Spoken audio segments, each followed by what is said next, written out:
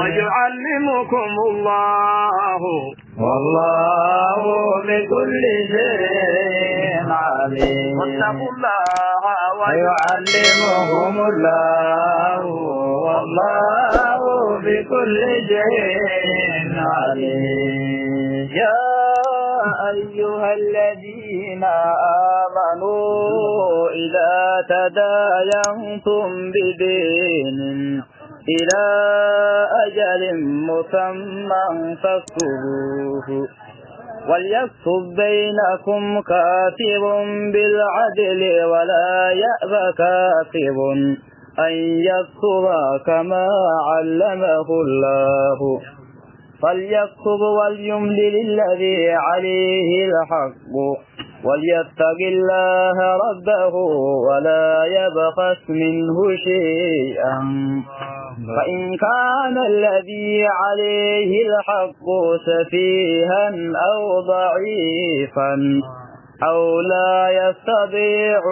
أن يمل هو فليملل وليه بالعدل واستشهدوا شهيدين من رجالكم فإن لم يكونا رجلين فرجل وامرأتان ممن ترضون من الشهداء أن تضل إحداهما فتذكر إحداهما الأخرى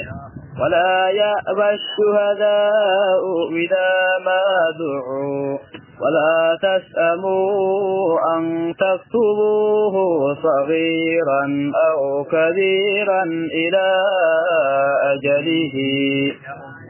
ذلكم أقسط عند الله وأقوم للشهادة وأدنى ألا ترتابوا إلا أن تكون تجارة حاضرة تديرونها بينكم فليس عليكم جناح ألا تكتبوها وأشهدوا إذا تبايعتم ولا يضار كاتب ولا شهيد وإن تفعلوا فإنه فسوق بكم فاتقوا الله ويعلمكم الله